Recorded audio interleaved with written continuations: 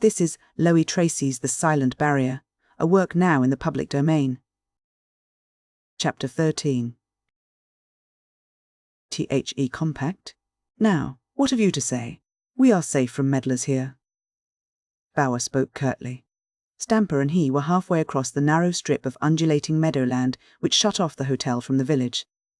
They had followed the footpath, a busy thoroughfare bombarded with golf balls on fine mornings, but likely to be unfrequented till the snow melted. Receiving no answer, Bower glanced sharply at his companion, but the old guide might be unaware of his presence, so steadily did he trudge onward with downcast, introspective eyes. Resolved to make an end of a silence that was irksome, Bower halted. Then, for the first time, Stampa opened his lips. "Not here," he said. "Why not? We are alone." "You must come with me, Herr Baron. That is not my title. It used to be. It will serve as well as any other." "I refuse to stir a yard farther." "Then," said Stampa, "I will kill you where you stand." Neither in voice nor feature did he exhibit any emotion. He merely put forward an all-sufficing reason and left it. At that, Bower was no coward. Though the curiously repressed manner of the threat sent a wave of blood from his face to his heart, he strode suddenly nearer. Ready and eager to grapple with his adversary before a weapon could be drawn, he peered into the peasant's care-lined face. "So that is your plan, is it?" he said thickly. "You would entice me to some lonely place where you can shoot or stab me at your own good pleasure. Fool! I can overpower you instantly and have you sent to a jail or a lunatic asylum for the rest of your life." "I carry no knife, nor can I use a pistol, Herr Baron," was the unruffled answer. "I do not need them. My hands are enough. You are a man, a big, strong man, with all a man's worst passions. Have you never felt that you could tear your enemy with your nails, choke him till the bones of his neck crackled, and his tongue lolled out like a panting dog's? That is how I, too, may feel if you deny my request. And I will kill you, Marcus Bower, as sure as God is in heaven, I will kill you." Fear now lent its blind fury to the instinct of self-preservation. Bower leaped at Stampa, determined to master him at the first onslaught. But he was heavy and slow, inert after long years of physical indolence. The older man, awkward only because of his crippled leg, swung himself clear of Bower's grip and sprang out of reach. "If there be any who look, 'tis you who risk imprisonment," he said calmly, with a touch of humour that assuredly he did not intend. Bower knew then how greatly he had erred. It was a mistake ever to have agreed to meet Stampa alone, a much greater one not to have waited to be attacked. As Stampa said truly, if anyone in the village had seen his mad action, there would be testimony that he was the aggressor. He frowned at Stampa in a bull-like rage, glowering at him in a frenzy of impotence. This dour old man opposed a grim barrier to his hopes. It was intolerable that he, Mark Bower the millionaire, a man who held within his grasp all that the material world has to give, should be standing there at the mercy of a Swiss peasant. Throughout the dreary vigil of the night he had pondered this thing and could find no loophole of escape. The record of that accursed summer 16 years ago was long since obliterated in the history of Marcus Bower, the emotional youth who made love to a village belle in Zermatt, and posed as an Austrian baron among the English and Italians who at that time formed the select band of climbers in the Valais. But the short-lived romance was dead and buried, and its memory brought the taste of Dead Sea ashes to the mouth. Marcus Bower had become a naturalized Englishman. The mock barony was replaced by a wealth that might buy real titles, but the crime still lived, and woe to Mark Bower, the financial magnate, if it was brought home to him. He had not risen above his fellows without making enemies. He well knew the weakness and the strength of the British social system, with its strange complacency, its allowances, its hysterical prudery, its queer amalgam of puritanism and light-hearted forbearance. He might gamble with loaded dice in the city, and people would applaud him as cleverer and shrewder than his opponents. His name might be coupled with that of a pretty actress, and people would only smile knowingly.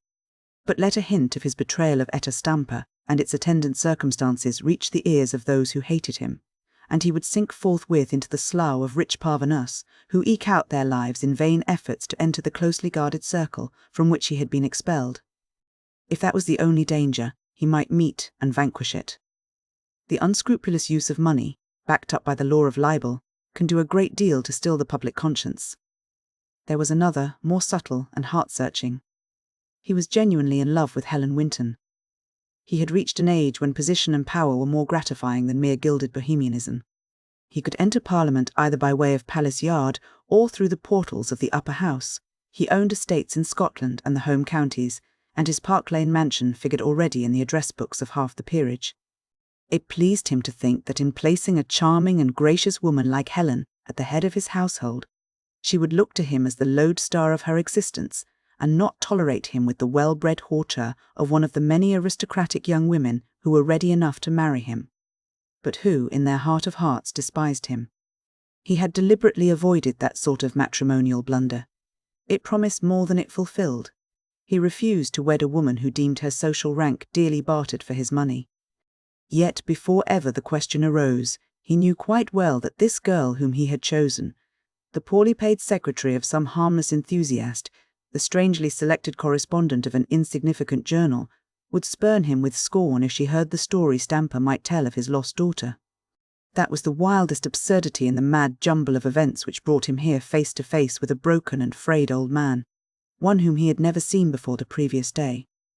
It was of a piece with this fantasy that he should be standing ankle-deep in snow under the brilliant sun of August, and in risk, if not in fear, of his life within 200 yards of a crowded hotel and a placid Swiss village. His usually well-ordered brain rebelled against these manifest incongruities. His passion subsided almost as quickly as it had arisen. He moistened his cold lips with his tongue, and the action seemed to restore his power of speech. "I suppose you have some motive in bringing me here. What is it?" he said. "You must come to the cemetery." "It is not far." This unlooked-for reply struck a new note. It had such a bizarre effect that Bower actually laughed. "Then you really are mad?" he guffawed harshly. "No, not at all. I was on the verge of madness the other day, but I was pulled back in time, thanks to the Madonna, else I might never have met you." "Do you expect me to walk quietly to the burial ground in order that I may be slaughtered conveniently?" "I am not going to kill you, Marcus Bower," said Stampa. "I trust the good God will enable me to keep my hands off you. He will punish you in his own good time. You are safe from me. A moment ago you spoke differently. Ah, that was because you refused to come with me. Assuredly I shall bring either you or your lying tongue to Etta's grave this morning, but you will come now. You are afraid, Herr Baron. I see it in your eyes, and you value that well-fed body of yours too highly not to do as I demand. Believe me, within the next few minutes you shall either kneel by my little girl's grave or tumble into your own." "I am not afraid, Stampa. I warn you again that I am more than a match for you, yet I would willingly make any reparation within my power for the wrong I have done you." Yes, that is all I ask, reparation such as it is, not to me, to Etta. Come then, I have no weapon, I repeat. You trust to your size and strength, so, by your own showing, you are safe. But you must come." A gleam of confidence crept into Bower's eyes. Was it not wise to humour this old madman? Perhaps, by displaying a remorse that was not all acting, he might arrange a truce, secure a breathing space. He would be free to deal with Millicent Jacques. He might so contrive matters that Helen should be far removed from Stampa's dangerous presence before the threatened disclosure was made. Yes, a wary prudence in speech and action might accomplish much. Surely he dared match his brain against a peasant's. "Very well," he said, "I shall accompany you. But remember, at the least sign of violence, I shall not only defend myself, but drag you off to the communal guardhouse." Without any answer, Stampa resumed his steady plodding through the snow. Bower followed, somewhat in the rear. He glanced sharply back toward the hotel. So far as he could judge, no one had witnessed that frantic spring at his tormentor. At that hour, nearly every resident would be on the sunlit veranda. He wondered whether or not Helen and Millicent had met again. He wished now he had interviewed Millicent last night. Her problem was simple enough, a mere question of terms. Spite had carried her boldly through the scene in the foyer, but she was far too sensible, a young woman, to persist in a hopeless quarrel. It was one of the fatalities that dogged his footsteps ever since he came to Maloja, that the only person watching him at the moment should happen to be Millicent herself. Her room was situated at the back of the hotel, and she had fallen asleep after many hours of restless thought. When the clang of a bell woke her with a start, she found that the morning was far advanced. She dressed hurriedly, rather in a panic lest her quarry might have evaded her by an early flight. The fine panorama of the Italian Alps naturally attracted her eyes. She was staring at it idly when she saw Bower and Stampa crossing the open space in front of her bedroom window. Stampa, of course, was unknown to her. In some indefinable way, his presence chimed with her fear that Bower would leave Maloja forthwith. Did he intend to post through the Vale of Bragaglia to Chiavenna? Then, indeed, she might be called on to overcome unforeseen difficulties. She appreciated his character to the point of believing that Helen was his dupe. She regretted now that she was so foolish as to attack her one-time friend openly. Far better have asked Helen to visit her privately and endeavour to find out exactly how the land lay before she encountered Bower. At any rate, she ought to learn without delay whether or not he was hiring post horses in the village. If so, he was unwilling to meet her, and the battle royal must take place in London. A maid entered with coffee and rolls. "Who is that man with the English monsieur?" inquired Millicent, pointing to the two.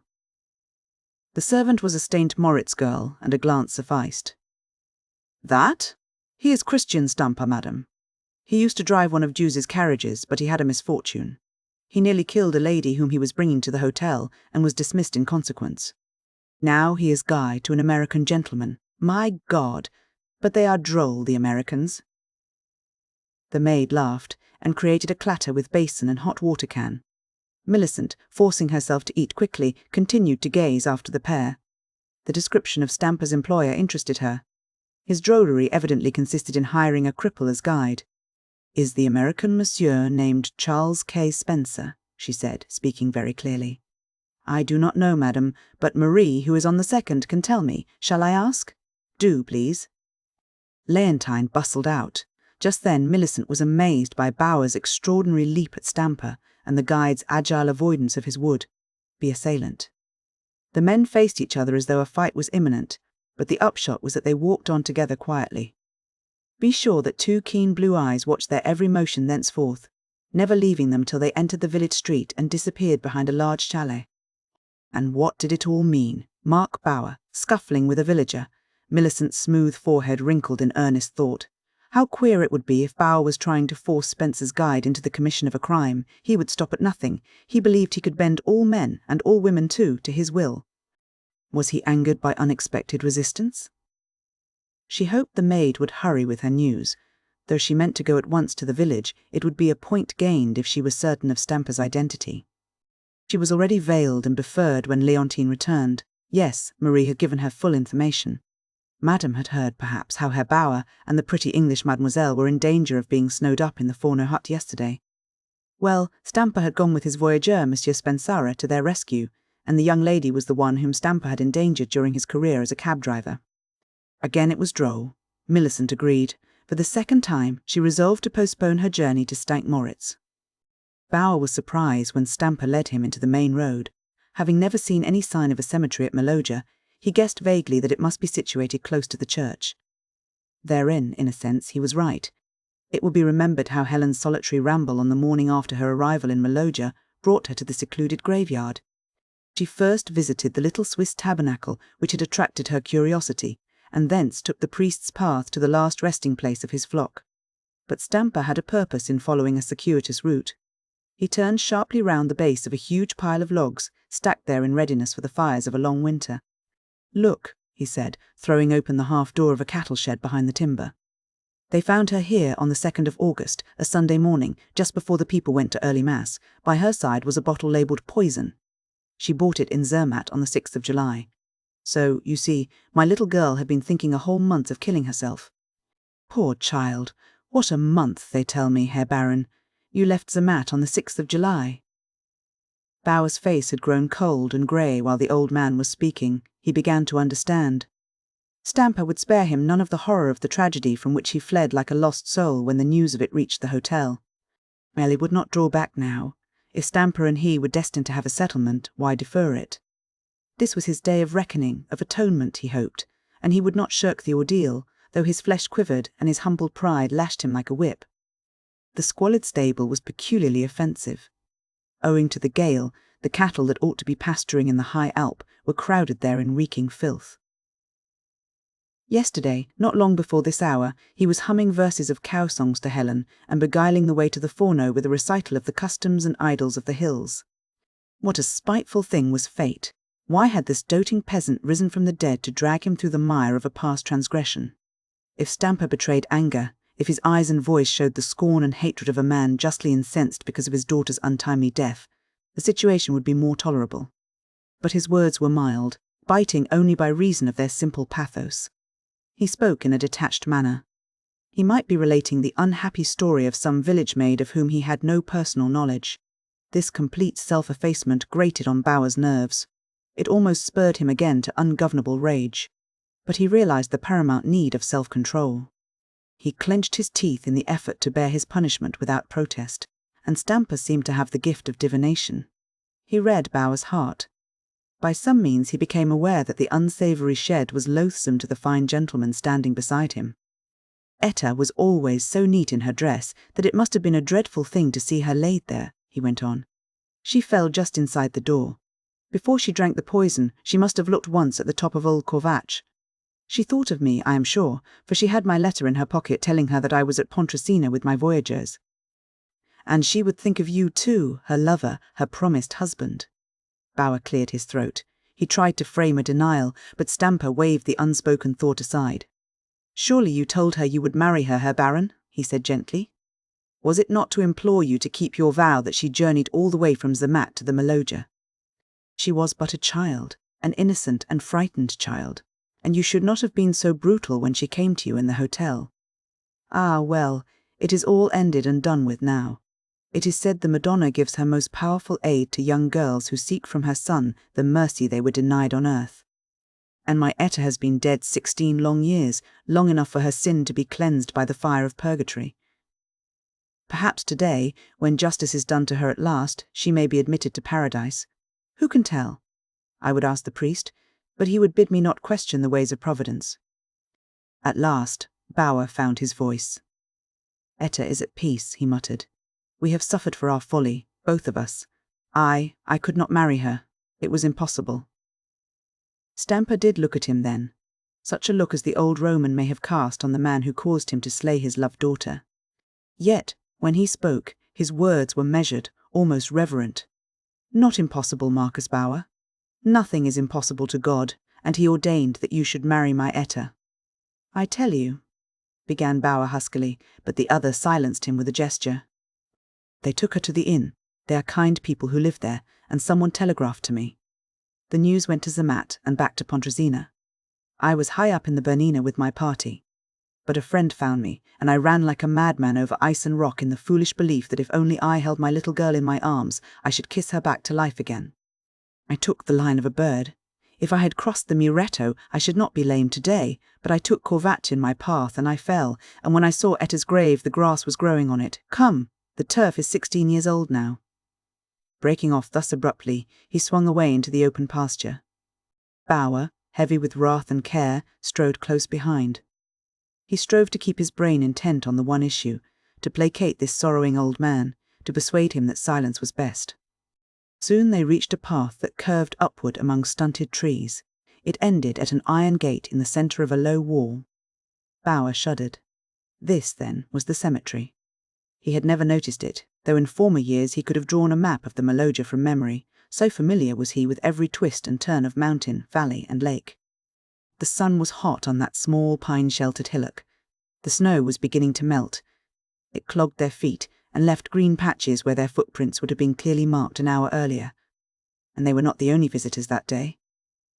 There were signs of one who had climbed the hill since the snow ceased falling. Inside the wall, the white covering lay deep. Bower's prominent eyes, searching everywhere with furtive horror, saw that a little space had been cleared in one corner. The piled-up snow was strewed with broken weeds and tufts of long grass. It bore an uncanny resemblance to the edges of a grave. He paused, irresolute, unnerved, yet desperately determined to fall in with Stampa's strange mood. "There is nothing to fear," said the old man gently. "They brought her here. You are not afraid, you who clasped her to your breast and swore you loved her." Bower's face, deathly pale before, flamed into sudden life. The strain was unbearable. He could feel his own heart beating violently. "What do you want me to do?" he almost shouted. "She is dead. My repentance is of no avail. Why are you torturing me in this manner?" "Softly, son-in-law, softly. You are disturbed, or you would see the hand of Providence in our meeting. What could be better arranged? You have returned after all these years. It is not too late." Today you shall marry Etta." Bower's neck was purple above the line of his white collar. The veins stood out on his temples. He looked like one in the throes of apoplexy. "For heaven's sake, what do you mean?" he panted. "I mean just what I say. This is your wedding day. Your bride lies there, waiting. Never did woman wait for her man so still and patient." "Come away, Stampa. This thing must be dealt with reasonably. Come away. Let us find some less mournful place, and I shall tell you. Nay, even yet you do not understand. Well then, Marcus Bower, hear me while you may. I swear you shall marry my girl, if I have to recite the wedding prayers over your dead body. I have petitioned the Madonna to spare me from becoming a murderer, and I give you this last chance of saving your dirty life. Kneel there, by the side of the grave, and attend to the words that I shall read to you, or you must surely die. You came to Zermatt and chose my Etta. Very well, if it be God's will that she should be the wife of a scoundrel like you, it is not for me to resist. Marry her you shall, here and now. I will bind you to her henceforth and for all eternity, and the time will come when her intercession may drag you back from the hell your cruel deed deserves." With a mighty effort, Bower regained the self-conceit that Stampa's words, no less than the depressing environment, had shocked out of him. The grotesque nature of the proposal was a tonic in itself. "If I had expected any such folly on your part, I should not have come with you," he said, speaking with something of his habitual dignity. "Your suggestion is monstrous. How can I marry a dead woman?" Stampa's expression changed instantly. Its meek sorrow yielded to a ferocity that was appalling. Already bent, he crouched like a wild beast gathering itself for an attack. "Do you refuse?" he asked in a low note of intense passion. "Yes, curse you, and mutter your prayers in your own behalf." "You need them more than I." Bower planted himself firmly, right in the gateway. He clenched his fists and savagely resolved to batter this lunatic's face into a pulp. He had a notion that Stampa would rush straight at him and give him an opportunity to strike from the shoulder, hard and true. He was bitterly undeceived. The man who was nearly 20 years his senior jumped from the top of a low monument onto the flat coping stones of the wall. From that greater height he leaped down on Bower, who struck out wildly, but without a tithe of the force needed to stop the impact of a heavily built adversary. He had to change feet too, and he was borne to the earth by that catamount spring before he could avoid it. For a few seconds the two writhed in the snow in deadly embrace. Then Stampa remained uppermost.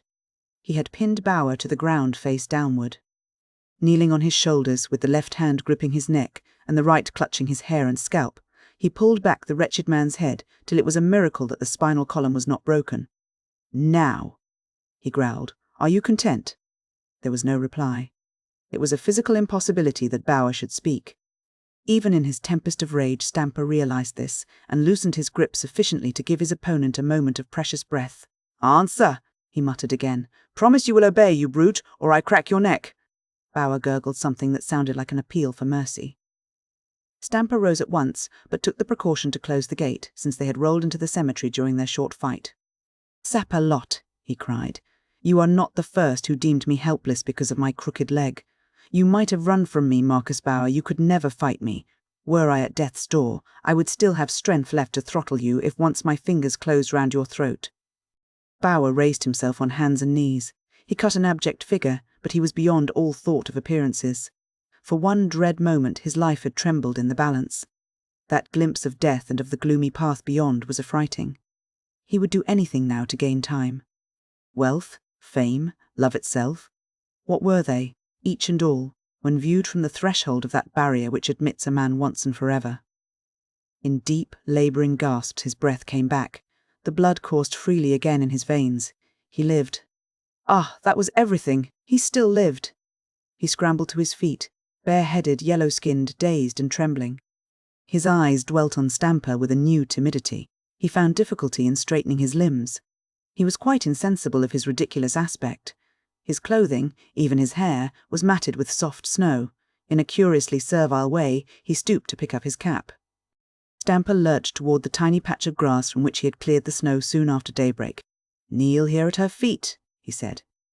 Bower approached with a slow, dragging movement. Without a word of protest, he sank to his knees. The snow in his hair began to melt. He passed his hands over his face as though shutting out some horrific vision. Stampa produced from his pocket a frayed and tattered prayer book. an Italian edition of the Parawissian Romain. He opened it at a marked page and began to read the marriage ritual.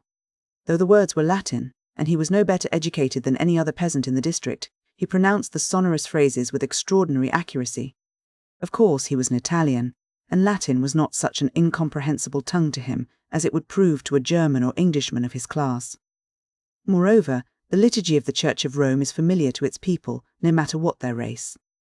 Bower, stupefied and benumbed, though the sun was shining brilliantly and a constant dripping from the pine branches gave proof of a rapid thaw, listened like one in a trance.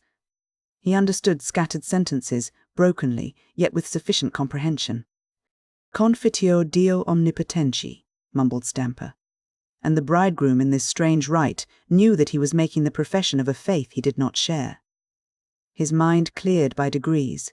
He was still under the spell of bodily fear, but his brain triumphed over physical stress and bade him disregard these worn-out shibboleths.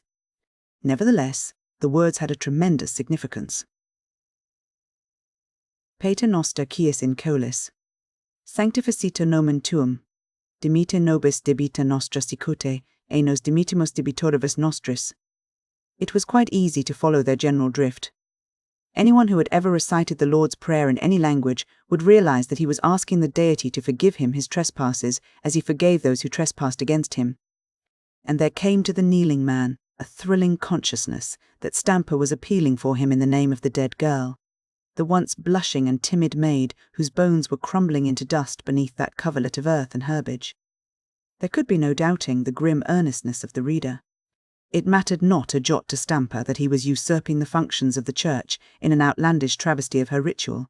He was sustained by a fixed belief that the daughter so heartlessly reft from him was present in spirit, nay, more, that she was profoundly grateful for this belated sanctifying of an unhallowed love. Bower's feelings or convictions were not of the slightest consequence. He owed it to Etta to make reparation, and the duty must be fulfilled to the utmost letter. Strong man as he was, Bower nearly fainted. He scarce had the faculty of speech when Stampa bade him make the necessary responses in Italian. But he obeyed. All the time the devilish conviction grew that if he persisted in this flummery he might emerge scatheless from a ghastly ordeal. The punishment of publicity was the one thing he dreaded, and that might be avoided, for Etta's sake. So he obeyed, with cunning pretence of grief, trying to veil the malevolence in his heart.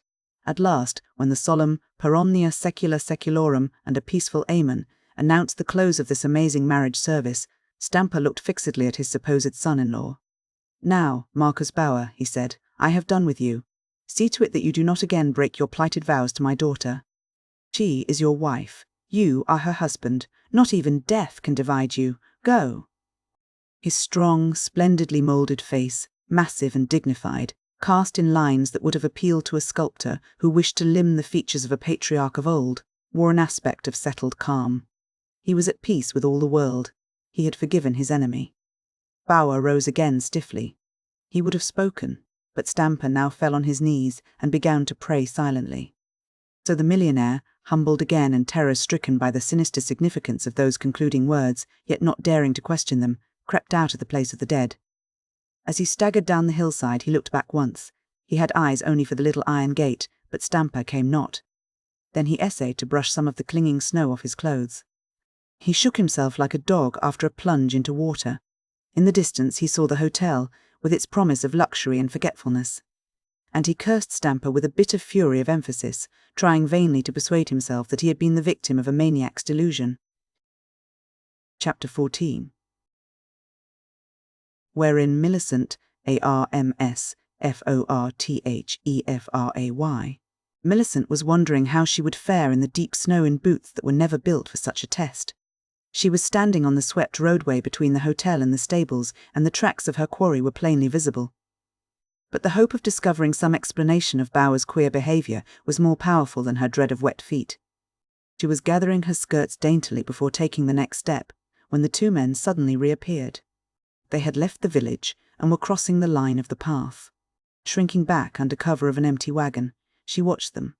Apparently they were heading for the Orlegna Gorge, and she scanned the ground eagerly to learn how she could manage to spy on them without being seen almost immediately. Then she fell into the same error as Helen, in believing that the winding carriage road to the church offered the nearest way to the clump of firs and azaleas by which Bower and Stampa would soon be hidden. 3 minutes' sharp walking brought her to the church, but there the highway turned abruptly toward the village. As one side of the small ravine faced south, the sun's rays were beginning to have effect, and a narrow track, seemingly leading to the hill, was almost laid bare.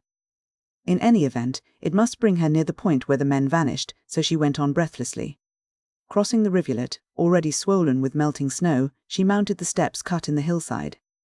It was heavy going in that thin air, but she held to it determinedly. Then she heard men's voices raised in anger. She recognized one. Bower was speaking German, Stampa, a mixture of German and Italian. Millicent had a vague acquaintance with both languages, but it was of the Ollendorf order and did not avail her in understanding their rapid, excited words. Soon there were other sounds, the animal cries, the sobs, the laboured grunts of men engaged in deadly struggle. Thoroughly alarmed, more willing to retreat than advance, she still clambered on, impelled by irresistible desire to find out what strange thing was happening. At last, partly concealed by a dwarf fir, she could peer over a wall into the tiny cemetery. She was too late to witness the actual fight, but she saw Stampa spring upright, leaving his prostrate opponent apparently lifeless. She was utterly frightened. Fear rendered her mute. To her startled eyes, it seemed that Bower had been killed by the crippled man. Soon that quite natural impression yielded to one of sustained astonishment. Bower rose slowly, a sorry spectacle. To her woman's mind, unfamiliar with scenes of violence, it was surprising that he did not begin at once to beat the life out of the lame old peasant who had attacked him so viciously. When Stampa closed the gate and motioned Bower to kneel, when the tall, powerfully built man knelt without protest, when the reading of the Latin service began. Well, Millicent could never afterward find words to express her conflicting emotions. But she did not move. Crouching behind her protecting tree, guarding her very breath lest some involuntary cry should betray her presence, she watched the whole of the weird ceremonial. She racked her brains to guess its meaning, strained her ears to catch a sentence that might be identified hereafter, but she failed in both respects. Of course, it was evident that someone was buried there. Someone whose memory the wild-looking villager held dear. Someone whose grave he had forced Bower to visit. Someone for whose sake he was ready to murder Bower if the occasion demanded. So much was clear, but the rest was blurred, a medley of incoherences, a waking nightmare. Oddly enough, it never occurred to her that a woman might be lying in that dreary tenement.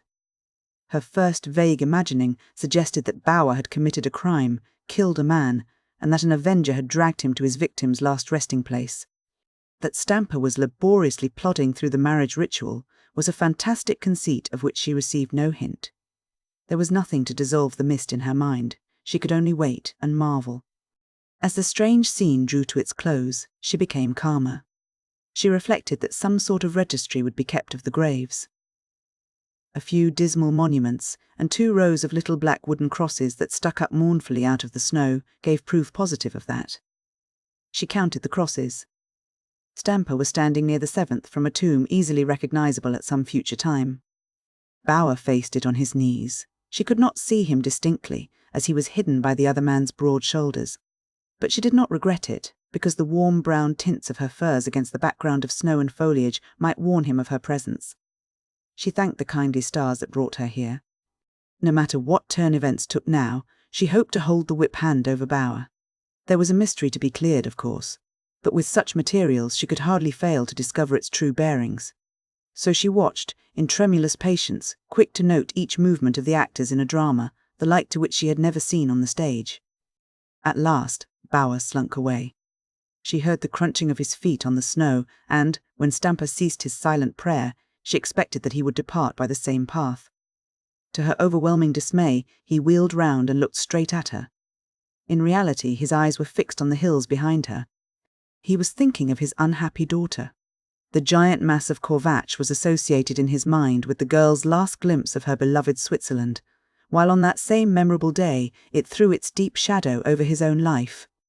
He turned to the mountain to seek its testimony, as it were, to the consummation of a tragedy. But Millicent could not know that. Losing all command of herself, she shrieked in terror and ran wildly among the trees. She stumbled and fell before she had gone 5 yards over the rough ground. Quite in a panic, confused and blinded with snow, she rose and ran again, only to find herself speeding back to the burial ground.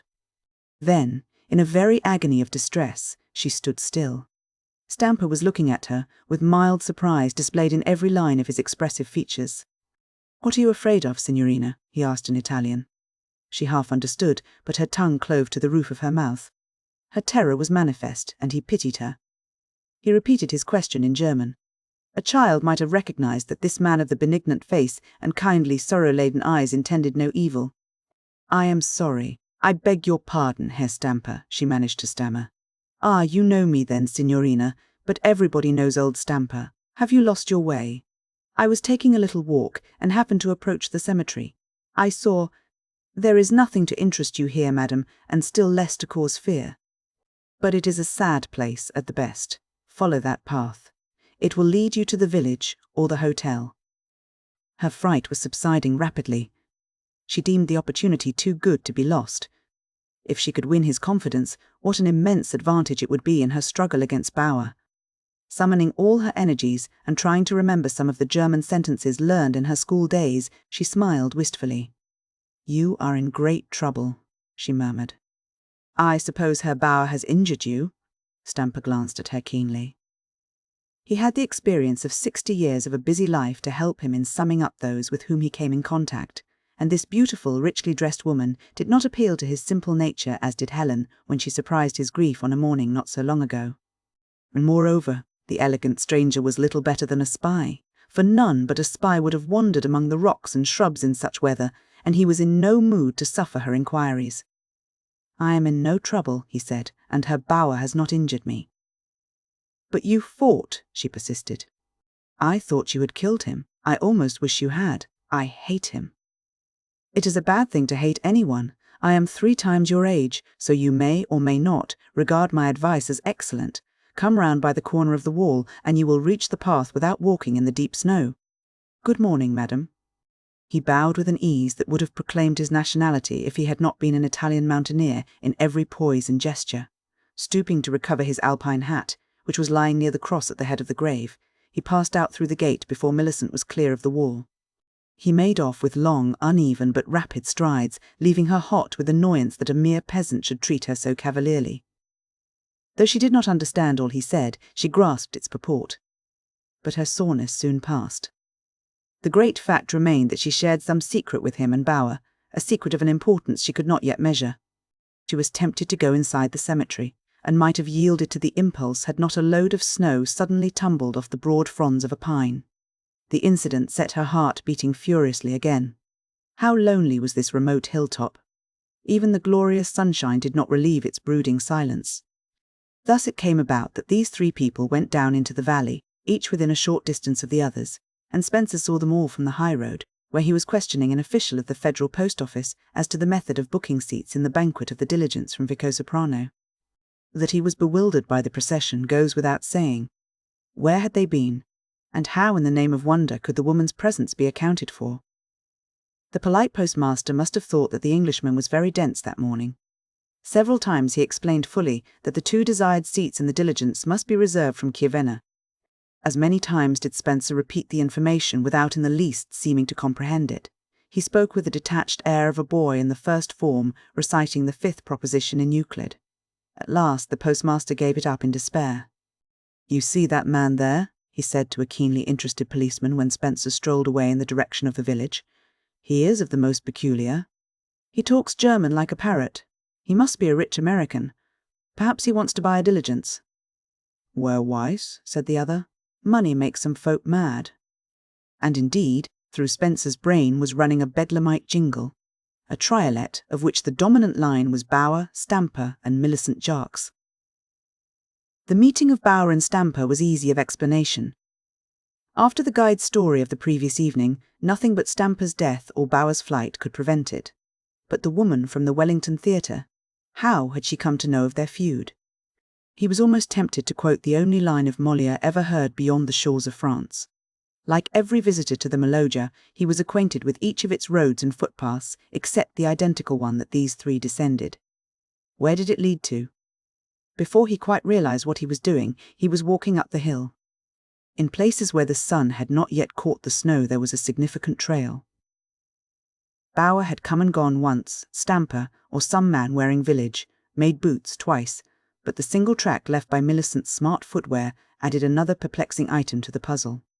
So he pressed on, and soon was gazing at the forlorn cemetery, with its signs of a furious struggle between the gateposts, the uncovered grave space, and Millicent's track round 2 corners of the square-built wall. It was part of his life's training to read signs.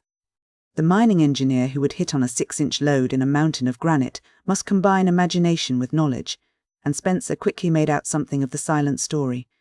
Something, not all, but enough to send him in haste to the hotel by the way Millicent had arrived on the scene. "Guess there's going to be a heap of trouble round here," he said to himself. "Helen must be recalled to London. It's up to me to make the cable hot to Mackenzie." He had yet to learn that the storm which brought about a good deal of the preceding 24 hours' excitement had not acted in any niggardly fashion. It had laid low whole sections of the telegraph system on both sides of the pass during the night. Gangs of men were busy repairing the wires. Later in the day, said a civil-spoken attendant at the Bureau des Postes, a notice would be exhibited stating the probable hour of the resumption of service. "Are the wires down beyond St. Moritz?" asked Spencer. "I cannot give an assurance," said the clerk, "but these southwest gales usually do not affect the Albula Pass.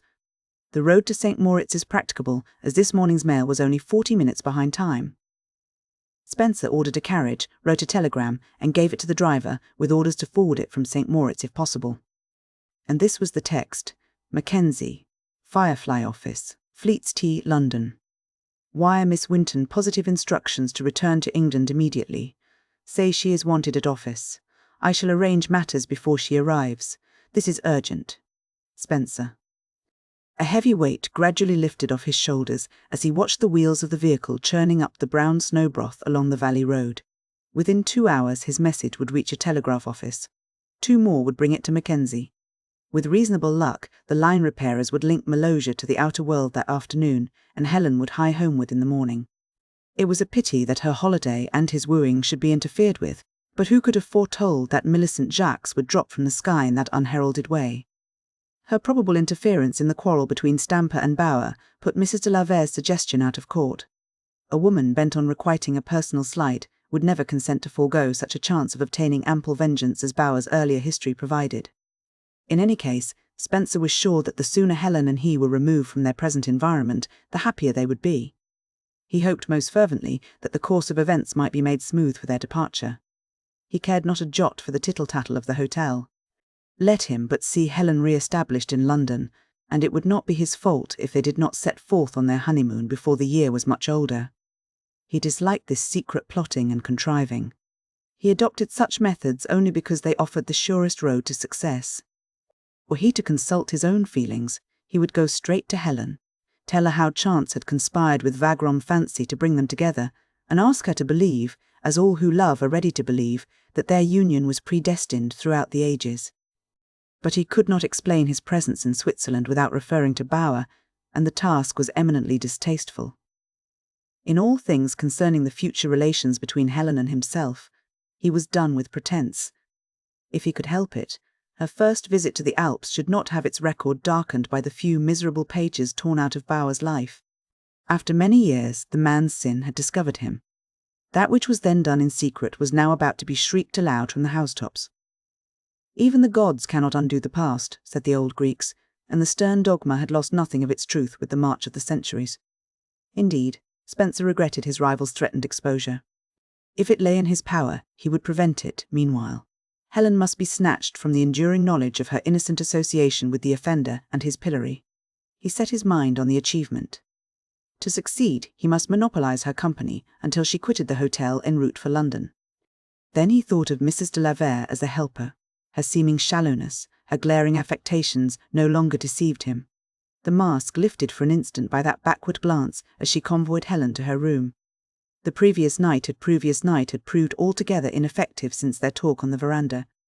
He did not stop to ask himself why such a woman, volatile, fickle, blown this way and that by social zephyrs, should champion the cause of romance.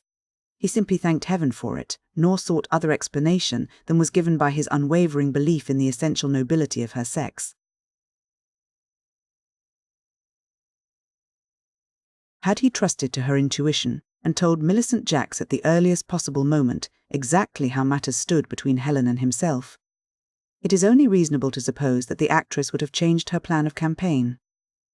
She had no genuine antipathy toward Helen, whose engagement to Spencer would be her strongest weapon against Bower. As matters stood, however, Helen was a stumbling block in her path, and her jealous rage was in process of being fanned to a passionate intensity when Spencer, searching for Mrs. de la Vere, saw Millicent in the midst of a group composed of the Vavasors, mother and son, the General, and his daughters. Mrs. de Courcy Vavasor was the evil spirit who brought about this sinister gathering. She was awed by Bower, she would not risk a snubbing from Mrs. de la Vere, and she was exceedingly annoyed to think that Helen might yet topple her from her throne. To one of her type this final consideration was peculiarly galling. And the too susceptible Georgie would be quite safe with the lady from the Wellington Theatre. Mrs. Vavasor remembered the malice in Millicent's fine eyes when she refused to quail before Bower's wrath. A hawk in pursuit of a plump pigeon would not turn aside to snap up an insignificant sparrow. So, being well versed in the tactics of these social skirmishes, she sought Millicent's acquaintance. The younger woman was ready to meet her more than halfway. The hotel gossips were the very persons whose aid she needed. A gracious smile and a pouting complaint against the weather were the preliminaries. In 2 minutes they were discussing Helen, and General Ragg was drawn into their chat. Georgie and the Misses Ragg, of course, came uninvited. They scented scandal as jackals sniffed the feast provided by the mightier beasts. Millicent, really despising these people, but anxious to hear the story of Bower's love-making, made no secret of her own sorrows. "Miss Winton was my friend," she said with ingenuous pathos. "She never met Mr. Bower until I introduced her to him a few days before she came to Switzerland. You may guess what a shock it gave me when I heard that he had followed her here. Even then, knowing how strangely coincidence works at times, I refused to believe that the man who was my promised husband would abandon me under the spell of a momentary infatuation, for it can be nothing more." "Are you sure?" asked the sympathetic Mrs. Vavasor. "By gad," growled Ragg, "I'm inclined to differ from you there, Miss Jacks. When Bower turned up last week, they met as very old friends, I can assure you." "Obviously a prearranged affair," said Mrs. Vavasor. "None of us has had a look-in since," grinned Georgie vacuously. "Even Reggie de la Vere, who is a deuce of a fella with the girls, could not get within yards of her." This remark found scant favour with his audience. Miss Beryl Ragg, who had affected de la Vere's company for want of an eligible bachelor, pursed her lips scornfully. "I can hardly agree with that," she said. "Edith de la Vere may be a sport, but she doesn't exactly fling her husband at another woman's head. Anyhow, it was amazing bad form on her part to include Miss Winton in her dinner party last night." Millicent's blue eyes snapped.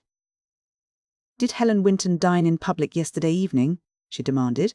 "Rather. Quite a lively crowd they were too." "Indeed. Who were the others?" "Oh, the Badminton Smythes and the Bower man, and that American. What's his name?" Then Millicent laughed shrilly.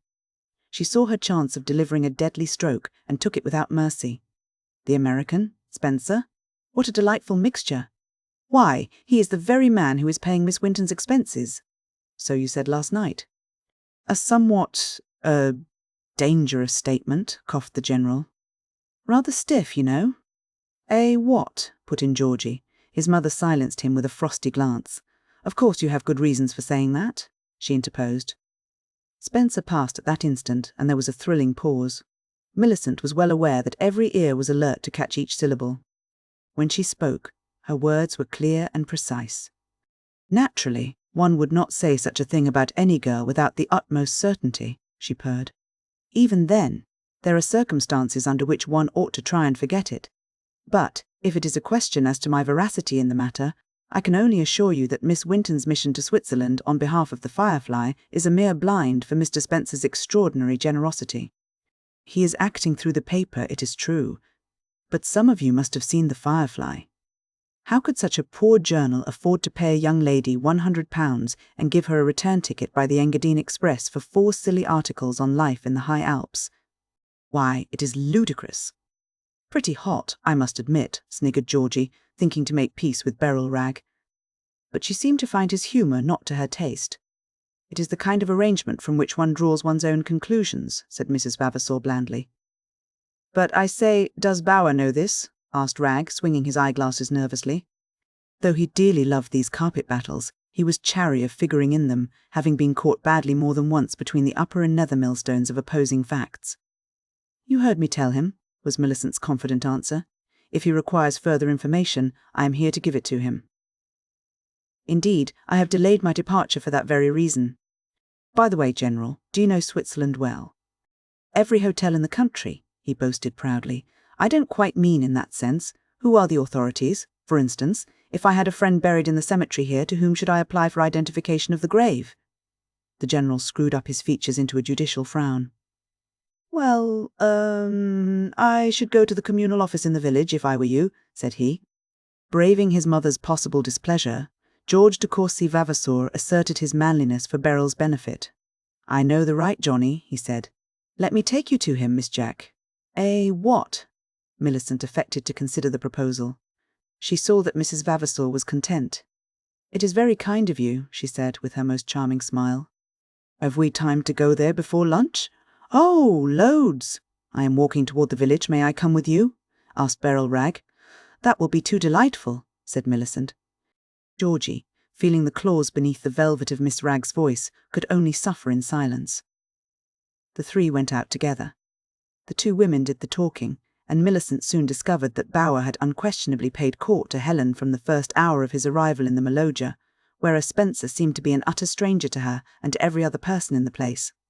This statement offered a curious discrepancy to the story retailed by Mackenzie's assistant, but it strengthened her case against Helen.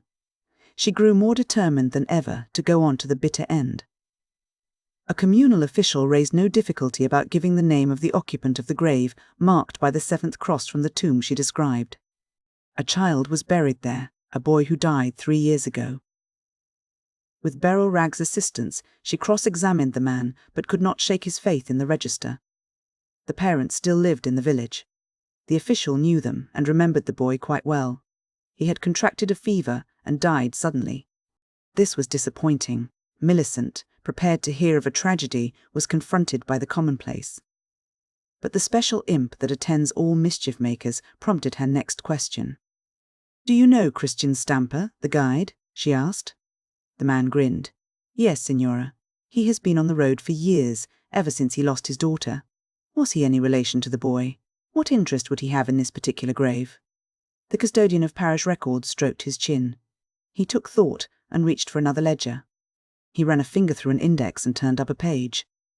"A strange thing," he cried. "Why, that is the very place where Etta Stampa is buried. You see, Signora," he explained, "it is a small cemetery, and our people are poor." Etta Stampa, was this the clue? Millicent's heart throbbed. How stupid that she had not thought of a woman earlier. "How old was Etta Stampa?" she inquired. "Her age is given here as 19, Signora, but that is a guess. It was a sad case. She killed herself. She came from Zermatt. I have lived nearly all my life in this valley, and hers is the only suicide I can recall." Why did she kill herself, and when? The official supplied the date. But he had no knowledge of the affair beyond a village rumour that she had been crossed in love. As for poor old Stampa, who met with an accident about the same time, he never mentioned her. "Stampa is the lame Johnny who went up the Forno yesterday," volunteered Georgie when they quitted the office. "But, I say, Miss Jocks, his daughter couldn't be a friend of yours." Millicent did not answer. She was thinking deeply. Then she realized that Beryl Ragg was watching her intently. "No," she said, "I did not mean to convey that she was my friend, only that one whom I know well was interested in her. Can you tell me how I can find out more of her history?" "Some of the villagers may help," said Miss Ragg. "Shall we make inquiries?" It is marvellous how one comes across things in the most unlikely quarters. Vavasour, whose stroll with a pretty actress had resolved itself into a depressing quest into the records of the local cemetery, looked at his watch. "Time's up," he announced firmly. "The luncheon gong will go in a minute or two, and this keen air makes one peckish. What?" So Millicent returned to the hotel, and when she entered the dining room she saw Helen and Spencer sitting with the de la Veres. Edith de la Vere stared at her in a particularly irritating way. Cynical contempt, bored amusement, even a quizzical surprise that such a vulgar person could be so well dressed, were carried by wireless telegraphy from the one woman to the other. Millicent countered with a studied indifference. She gave her whole attention to the efforts of the head waiter to find a seat to her liking. He offered her the choice between two, With fine self-control, she selected that which turned her back on Helen and her friends. She had just taken her place when Bower came in. He stopped near the door and spoke to an undermanager, but his glance swept the crowded room. Spencer and Helen happened to be almost facing him, and the girl was listening with a smile to something the American was saying. But there was a conscious shyness in her eyes, a touch of colour on her sun-browned face, that revealed more than she imagined. Bower, who looked ill and old, hesitated perceptibly. Then he seemed to reach some decision. He walked to Helen's side and bent over her with courteous solicitude. "I hope that I am forgiven," he said. She started. She was so absorbed in Spencer's talk, which dealt with nothing more noteworthy than the excursion down the Vale of Bragaglia, which he secretly hoped would be postponed, that she had not observed Bower's approach. "Forgiven, Mr. Bower? For what?" she asked, blushing now for no assignable reason. "For yesterday's fright and its sequel. But I enjoyed it thoroughly. Please don't think I am only a fair-weather mountaineer. No, I am not likely to commit that mistake. It was feminine spite, not elemental, that I fancied might have troubled you. Now I am going to face the enemy alone. Pity me, and please drink to my success." He favoured Spencer and the de la Veris with a comprehensive nod, and turned away, well satisfied that he had claimed a condition of confidence, of mutual trust, between Helen and himself. Millicent was reading the menu when she heard Bower's voice at her shoulder. "Good morning, Millicent," he said. "Shall we declare a truce? May I eat at your table? That, at least, will be original. Picture the amazement of the mob if the lion and the lamb split a small bottle." He was bold, but chance had fenced her with triple brass. "I really don't feel inclined to forgive you," she said, with a quite forgiving smile. He sat down. The two were watched with discreet stupefaction by many. "Never give rein to your emotions, Millicent. You did so last night, and blundered badly in consequence. Artifice is the truest art, you know. Let us, then, be unreal, and act as though we were the dearest friends. We are, I imagine. Self-interest should keep us solid." Bower affected a momentary absorption in the wine list. He gave his order, and the waiter left them. "Now, I want you to be good," he said. "Put your cards on the table, and I will do the same. Let us discuss matters without prejudice, as the lawyers say, and, in the first instance, tell me exactly what you imply by the statement that Mr. Charles K.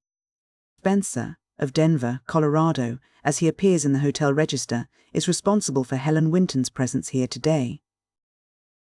Chapter 15. A coward's victory. "It is a queer story," said Bower.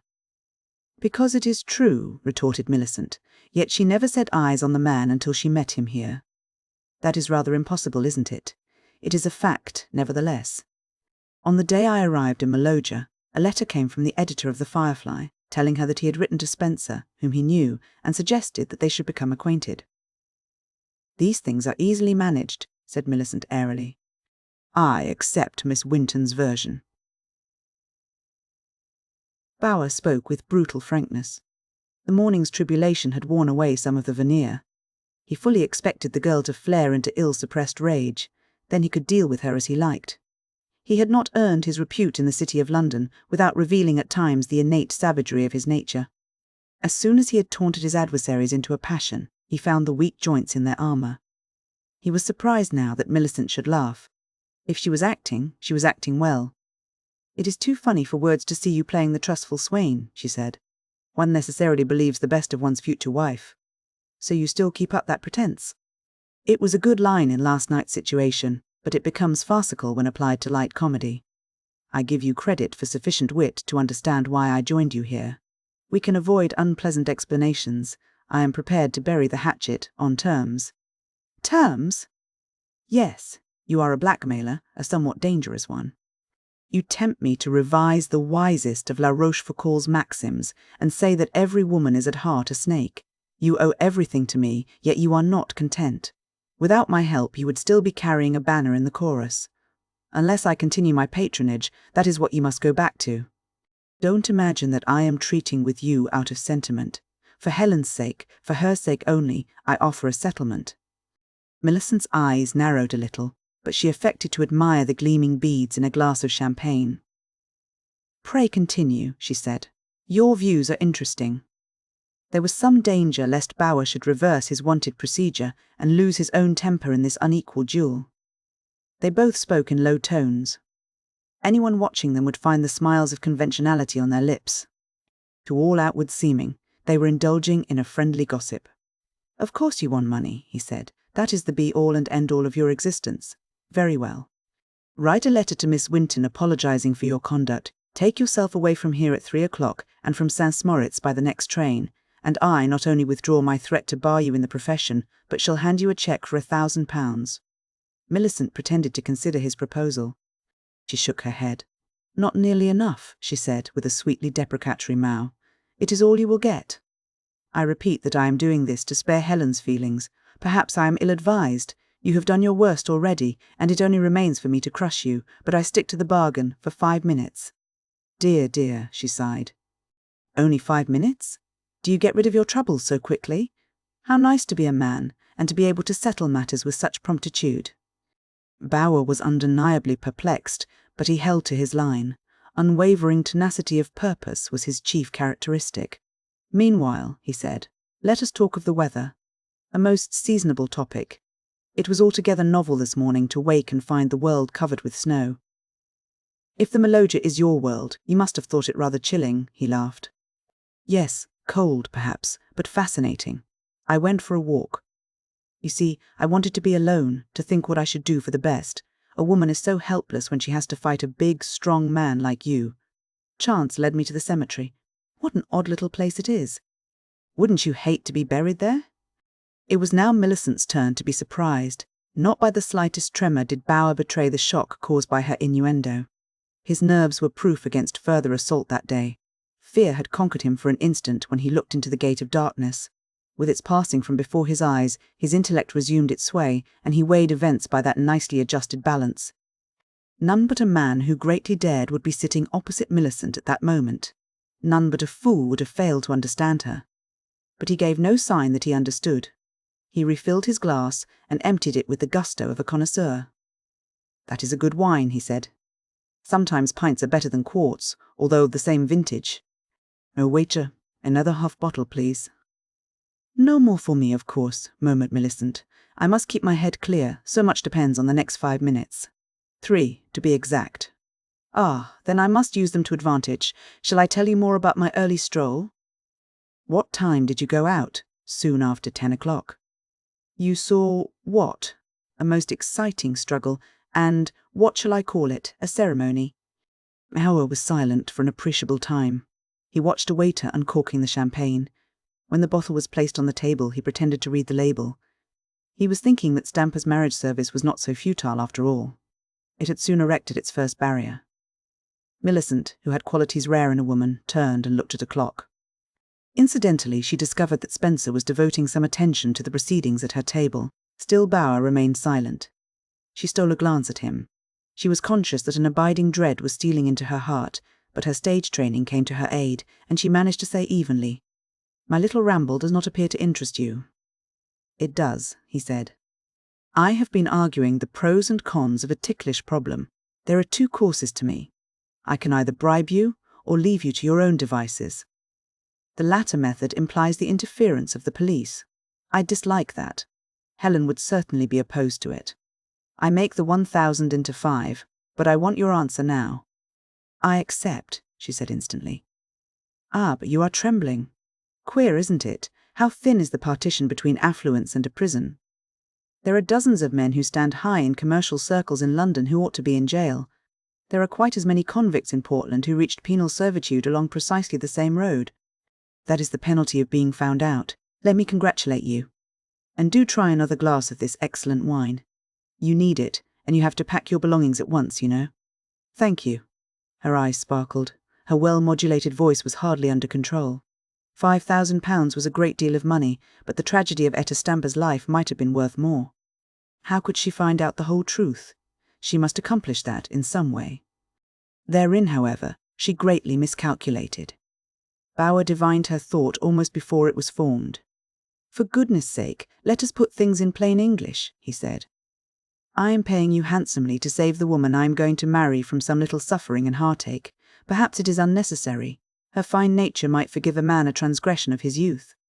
At any rate, I avert the risk by this payment. The check will be payable to you personally. In other words, you must place it to your own account in your bank. Any breach of our contract in letter or spirit during the next 2 days will be punished by its stoppage. After that time, the remotest hint on your part of any scandalous knowledge affecting me, or Helen, or the causes which led to my present weakness in allowing you to blackmail me, will imply the immediate issue of a warrant for your arrest. Need I explain the position at greater length? No, said Millicent, who wished now that she had bitten off the end of her tongue before she vented her spleen to the Vavasors and the Rags. On second thoughts, went on Bower unconcernedly, I forego the stipulation as to a letter of apology. I don't suppose Helen will value it. Assuredly I do not. The cheapening of her surrender stung more than she counted on. I have tried to avoid the appearance of uncalled-for rudeness today, she blurted out. Well, yes. What is the number of your room? She told him. I shall send the cheque to you at once. Have you finished?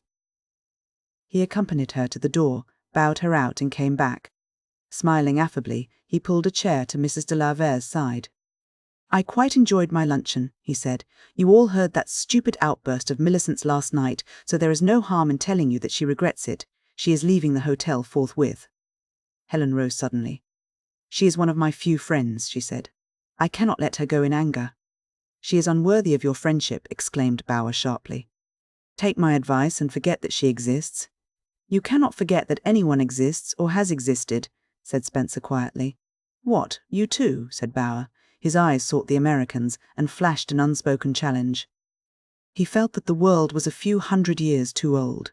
There were historical precedents for settling affairs such as that now troubling him by means that would have appealed to him. But he opposed no further hindrance to Helen's departure. Indeed, he perceived that her meeting with Millicent would provide in some sense a test of his own judgment. He would soon learn whether or not money would prevail. He waited a little while, and then sent his valet with the cheque and a request for an acknowledgement.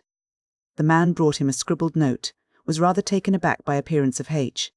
She says you told her I was leaving the hotel. We fell on each other's neck and wept. Is that right, MJJ? He cut the end off a cigar, lit the paper with a match, and lit the cigar with the paper. £5,000, he said to himself. It is a lot of money to one who has none. I remember the time when I would have sold my soul to the devil for half the amount. But that was not a pleasing notion. It suggested that, by evil hazard, some such contract had in fact been made, but forgotten by one of the parties to it, so he dismissed it.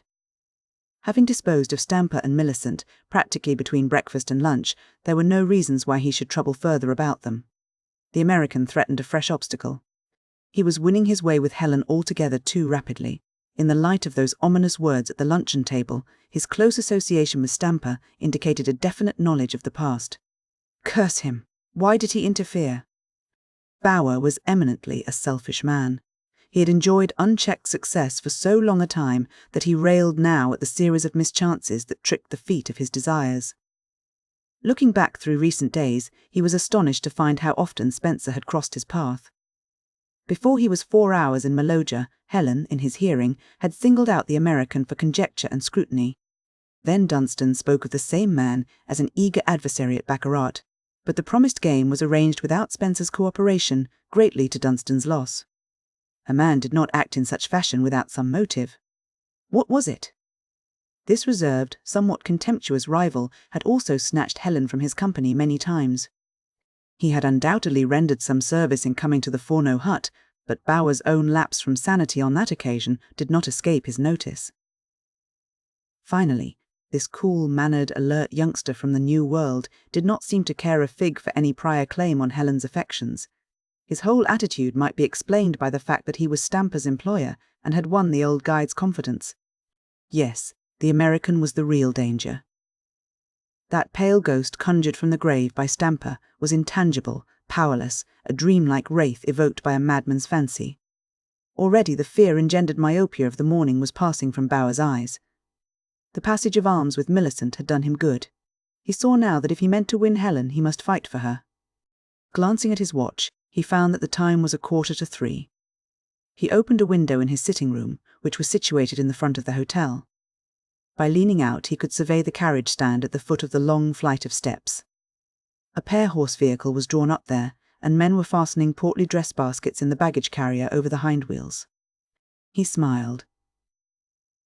The pretty dancer travels luxuriously, he thought. I wonder whether she will be honest enough to pay her debts with my money. He still hated her for having dragged him into a public squabble. He looked to the future to requite him. A year, 2 years would soon pass. Then, when funds were low and engagements scarce, she would appeal to him again, and his solicitors would reply. He caught himself framing curt, stinging sentences to be embodied in the letter, but he drew himself up with a start. Surely there was something very wrong with Mark Bower, the millionaire, when he gloated over such paltry details. Why, his reflections were worthy of that old spitfire, Mrs. de Courcy Vavasour. His cigar had gone out. He threw it away. It had the taste of Millicent's cheap passion. A decanter of brandy stood on the table, and he drank a small quantity, though he had imbibed freely of champagne at luncheon. He glanced at a mirror. His face was flushed and care-lined, and he scowled at his own apparition. I must go and see the last of Millicent. It will cheer me up, he said to himself. When he entered the foyer, Millicent was already in the veranda, a dainty picture in furs and feathers. Somewhat to his surprise, Helen was with her. A good many people were watching them covertly, a quite natural proceeding in view of their strained relations overnight. Millicent's first action, after quitting the Salamander, had been to worm out of Leontine the full, true, and particular history of Stampa, or so much of the story as was known to the hotel servants. The recital was cut short by Helen's visit, but resumed during packing operations, as Millicent had enlarged her store of knowledge considerably during the process of reconciliation. So, alive to possibilities going far beyond a single cheque, even for £5,000, at the last moment she sent a message to Helen. Come and see me off, she wrote. It will simply paralyse the Dowager Brigade if we hug each other on the mat. Helen agreed. She was not sorry that her critics should be paralysed or stupefied or rendered incapable in some way of inflicting further annoyance. In her present radiant mood, nearly all her troubles having taken unto themselves wings, she looked on yesterday's episode in the light of a rather far-fetched joke. Bower stood so high in her esteem that she was sure the outspoken announcement of his intentions was dictated chiefly by anger at Millicent's unfair utterances. Perhaps he had some thought of marriage, but he must seek a wife in a more exalted sphere. She felt in her heart that Spencer was only awaiting a favourable opportunity to declare his love, and she did not strive to repress the wave of divine happiness that flooded her heart at the thought. After much secret pondering and some shy confidences entrusted to Mrs. de la Vere, she had resolved to tell him that if he left the Maloja at once, an elastic phrase in lovers' language, and came to her in London next month, she would have an answer ready. She persuaded herself that there was no other honourable way out of an embarrassing position. She had come to Switzerland for work, not for love-making. Spencer would probably wish to marry her forthwith, and that was not to be thought of while the Fireflies Commission was only half completed, all of which modest and maidenly reasoning left wholly out of account Spencer's strenuous wooing. It is chronicled here merely to show her state of mind when she kissed Millicent farewell. It is worthy of note also that 2 young people who might be expected to take the liveliest interest in each other's company were steadfast in their determination to separate. Each meant to send the other back to England with the least possible delay, and both were eager to fly into each other's arms. In London. Whereat the gods may have laughed, or frowned, as the case may be, if they glanced at the horoscopes of certain mortals pent within the mountain walls of the Upper Engadine. While Helen was still gazing after Millicent's retreating carriage, Bower came from the darksome foyer to the sunlit veranda. "So you parted the best of friends," he said quietly. She turned and looked at him with shining eyes. "I cannot tell you how pleased I am that a stupid misunderstanding should be cleared away," she said. "Then I share your pleasure, though, to be candid. I was thinking that a woman's kiss has infinite gradations. It may savour of paradise or the Dead Sea. But she told me how grieved she was that she had behaved so foolishly, and appealed to me not to let the folly of a day break the friendship of years. Ah! Millicent picks up some well-turned sentiments on the stage. Come out for a little stroll and tell me all about it." Helen hesitated.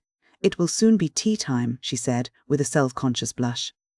She had promised Spencer to walk with him to the chateau, but her visit to Millicent had intervened, and he was not on the veranda at the moment. "We need not go far. The sun has garnished the roads for us. What do you say if we make for the village and interview Johann Clucker's cat on the weather?"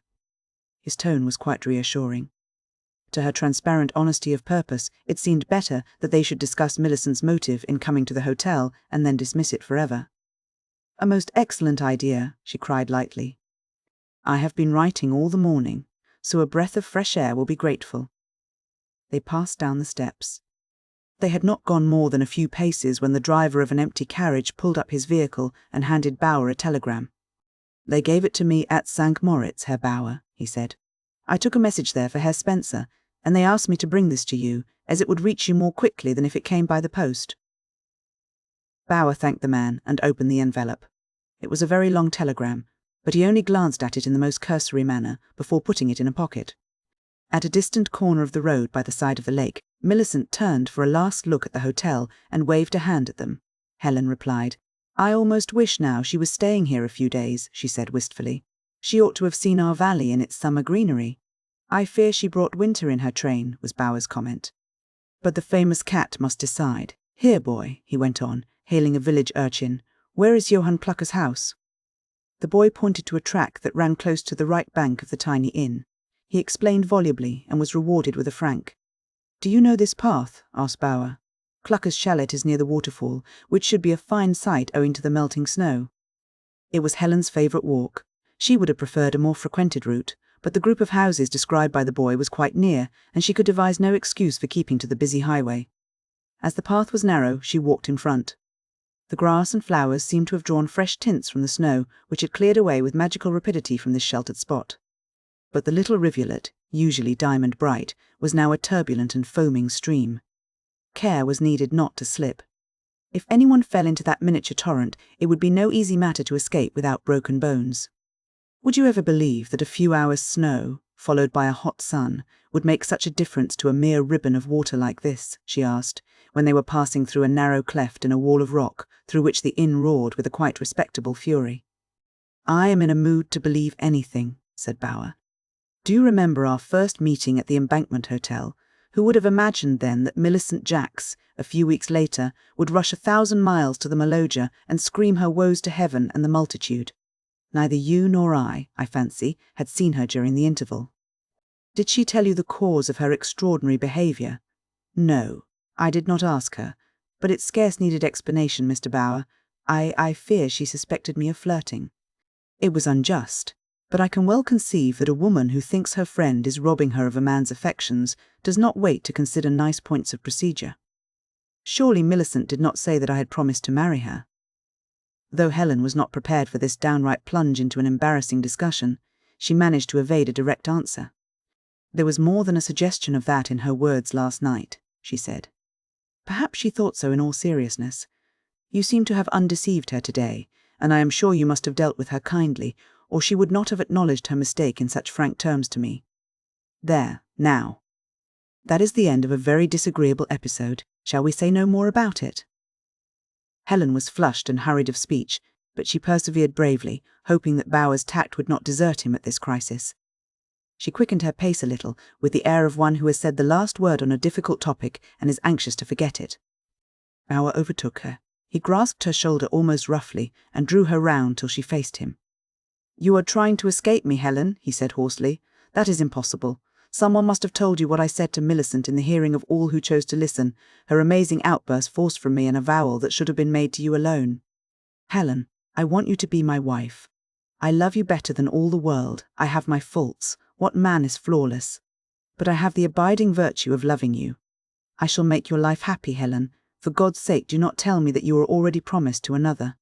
His eyes blazed into hers with a passion that was appalling in its intensity. She seemed to lose the power to speak or move. She looked up at him like a frightened child who hears strange words that she does not comprehend. Thinking he had won her, he threw his arms about her and strained her fiercely to his breast. He strove to kiss away the tears that began to fall in piteous protest, but she bent her head as if in shame. "Oh, please let me go," she sobbed. "Please let me go. What have I done that you should treat me so cruelly?" "Cruelly, Helen? How should I be cruel to you whom I hold so dear?" Still he clasped her tightly, hardly knowing what he did in his transport of joy at the belief that she was his.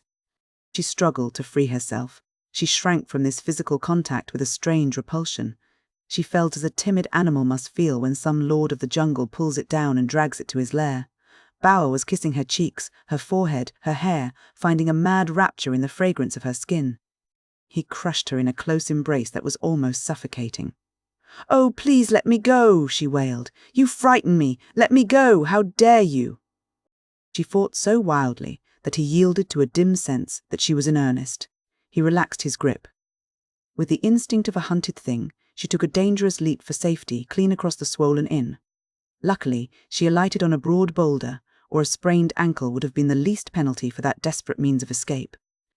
As she stood there, with tears streaming down her face and the crimson brand of angry terror on her brow, the dreadful knowledge that he had lost her smote Bower like a rush of cold air from a newly opened tomb. Between them brawled the tiny torrent. It offered no bar to an active man, but even in his panic of sudden perception he resisted the impulse that bade him follow. "Helen," he pleaded, stretching forth his hands in frenzied gesture, "why do you cast me off? I swear by all a man holds sacred that I mean no wrong. You are dear to me as life itself. Ah, Helen, say that I may hope. I do not even ask for your love. I shall win that by a lifetime of devotion." At last she found utterance. He had alarmed her greatly, but no woman can feel it an outrage that a man should avow his longing, and she pitied Bower with a great pity.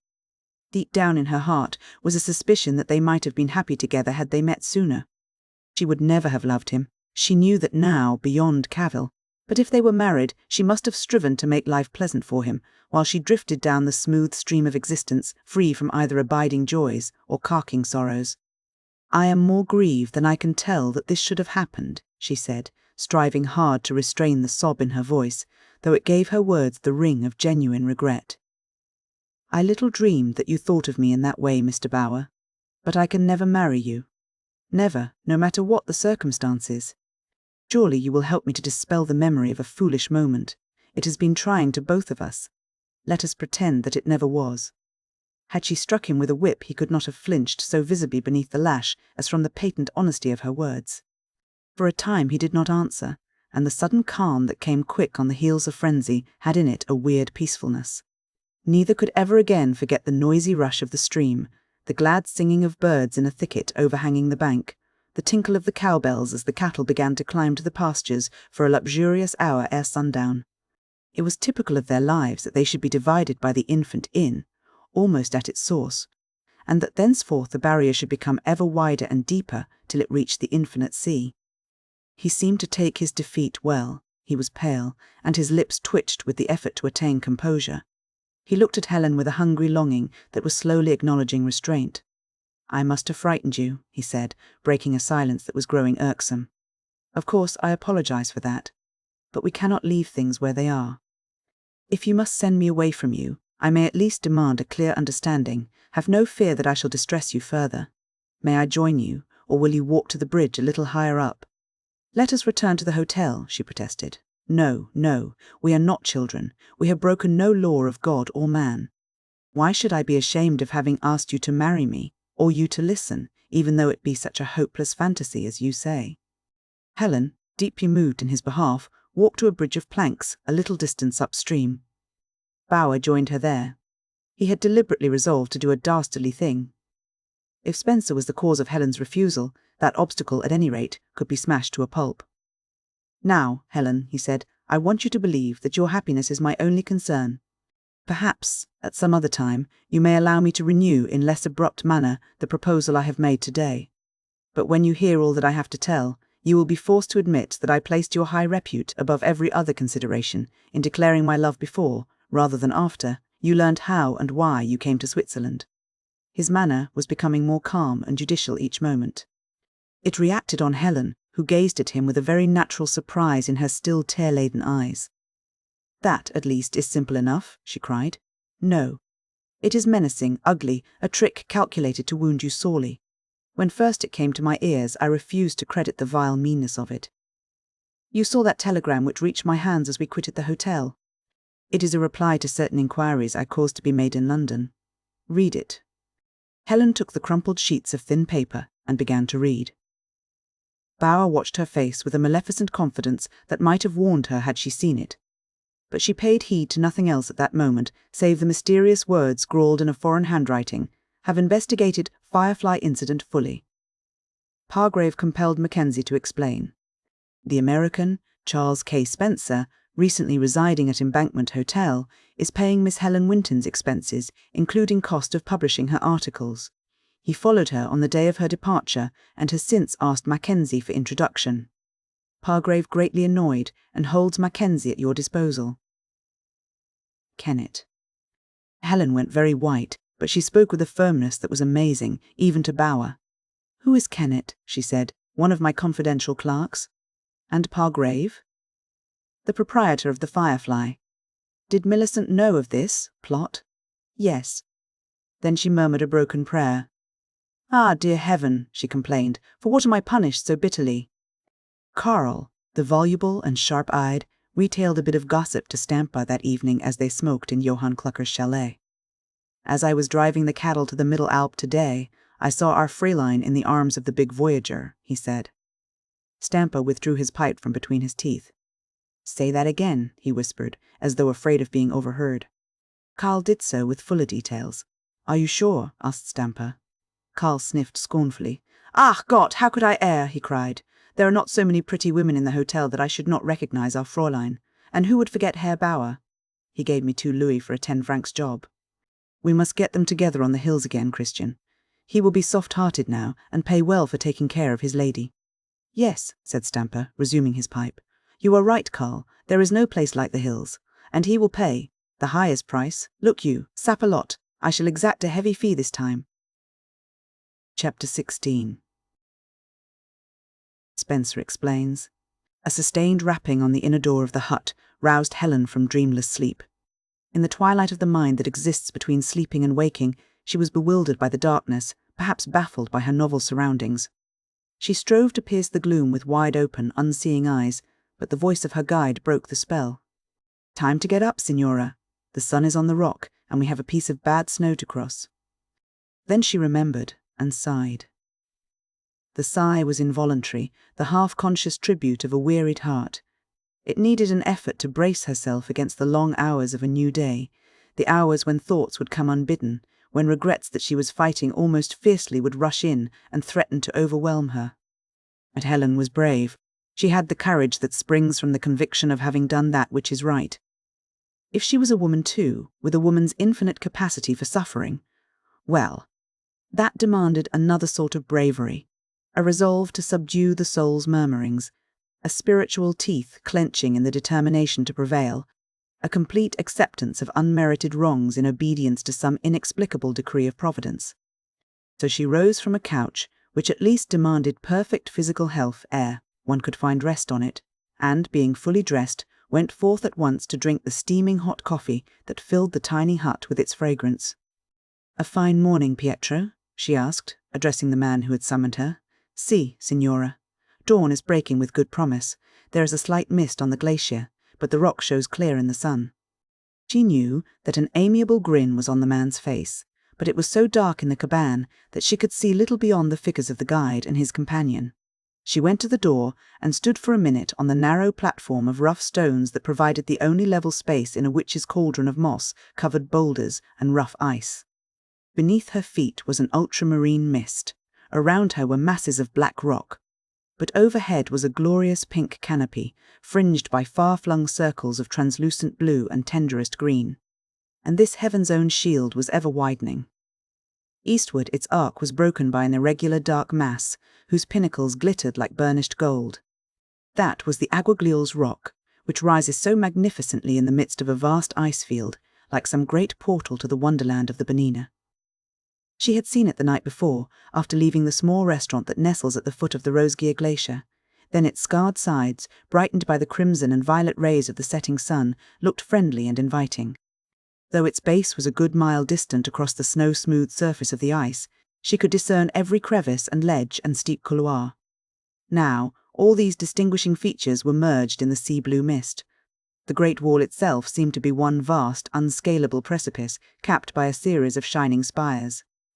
And for the first time in 3 sorrowful days, while her eyes dwelt on that castle above the clouds, the mysterious grandeur of nature healed her vexed spirit, and the peace that passeth all understanding fell upon her. The miserable intrigues and jealousies of the past weeks were so insignificant, so far away up here among the mountains. Had she only consulted her own happiness, she mused, she would not have ordered events differently. There was no real reason why she should have flown from the hotel like a timid deer roused by hounds from a thicket. Instead of doubling and twisting from St. Moritz to Samadon, and back by carriage to a remote hotel in the Rose Valley, she might have remained and defied her persecutors. But now the fume and fret were ended, and she tried to persuade herself she was glad. She felt that she could never again endure the sight of Bower's face. The memory of his passionate embrace, of his blazing eyes, of the thick sensual lips that forced their loathsome kisses upon her, was bitter enough without the need of reviving it each time they met. She was sorry it was impossible to bid farewell to Mrs. de la Vere. Any hint of her intent would have drawn from that well-disposed cynic a flood of remonstrance hard to stem, though nothing short of force would have kept Helen at Maloja once she was sure of Spencer's double-dealing. Of course, she might write to Mrs. de la Vere when she was in calmer mood. It would be easier then to pick and choose the words that would convey in full measure her detestation of the American. For she hated him. Yes, hatred alone was satisfying. She despised her own heart because it whispered a protest. Yet she feared him too. It was from him that she fled. She admitted this to her honest mind while she watched the spreading radiance of the new day. She feared the candour of his steady eyes more than the wiles and hypocrisies of Bower and her false friend Millicent. By a half-miraculous insight into the history of recent events, she saw that Bower had followed her to Switzerland with evil intent. But the discovery embittered her, the more against Spencer, who had lured her there deliberately, than against Bower, who knew of it, nor scrupled to use the knowledge as best it marched with his designs. It was nothing to her, she told herself, that Spencer no less than Bower had renounced his earlier purpose and was ready to marry her. She still quivered with anger at the thought that she had fallen so blindly into the toils. Even though she accepted Mackenzie's astounding commission, she might have guessed that there was some ignoble element underlying it. She felt now that it was possible to be prepared, to scrutinize occurrences more closely, to hold herself aloof from compromising incidents. The excursion to the Forno, the manifest interest she displayed in both men, the concealment of her whereabouts from friends in London, her stiff-lipped indifference to the opinion of other residents in the hotel. These things, trivial individually, united into a strong self-indictment. As for Spencer, though she meant, above all things, to avoid meeting him and hoped that he was now well on his way to the wide world beyond Maloja, she would never forgive him. No, never. "I am sorry to hurry you, Signora, but there is a bit of really bad snow on the cellar pass," urged Pietro apologetically at her shoulder. And she re-entered the hut at once, sitting down to that which she deemed to be her last meal on the Swiss side of the Upper Engadine. It was in a hotel at St. Moritz that she had settled her route with the aid of a map and a guidebook. When, on that day of great happenings, she quitted the Casal Maloja, she stipulated that the utmost secrecy should be observed as to her departure. Her boxes and portmanteau were brought from her room by the little-used exit she had discovered soon after her arrival. A closed carriage met her there in the dusk, and she drove straight to St. Moritz station. Leaving her baggage in the parcels office, she sought a quiet hotel for the night, registering her room under her mother's maiden name of Trenholme. She meant to return to England by the earliest train in the morning, but her newborn terror of encountering Spencer set in motion a scheme for evading pursuit either by him or Bower. By going up the Roseg Valley, and carrying the barest necessaries for a few days' travel, she could cross the Bernina range into Italy, reach the rail at Sondrio, and go round by Como to Lucerne and thence to Basel, whither the excellent Swiss system of delivering passengers' luggage would convey her bulky packages long before she was ready to claim them. With a sense of equity that was creditable, she made up her mind to expend every farthing of the money received from the Firefly. She had kept her contract faithfully. Mackenzie, therefore, or Spencer, must abide by it to the last letter. The third article of the series was already written and in the post. The fourth she wrote quietly in her room at the St. Moritz Hotel, nor did she stir out during the next day until it was dark, when she walked a few yards up the main street to buy a rucksack and an alpenstock. Early next morning, close wrapped and veiled, she took a carriage to the Restaurant du Glacier. Here she met an unforeseen check. The local guides were absent in the Bernina, and the hotel proprietor, good, careful man, would not hear of entrusting the pretty English girl to inexperienced villagers, but persuaded her to await the coming of a party from Italy, whose rooms were bespoke. Their guides, in all probability, would be returning over the cellar pass and would charge far less for the journey. He was right. On the afternoon of the following day, 3 tired Englishmen arrived at the restaurant, and their hardy Italian pilots were only too glad to find a voyager ready to start at once for the mortal hut, whence a 9 hours' climb would take them back to the Val Malenco, provided they crossed the dangerous neve on the upper part of the glacier soon after daybreak. Pietro, the leader, was a cheery soul.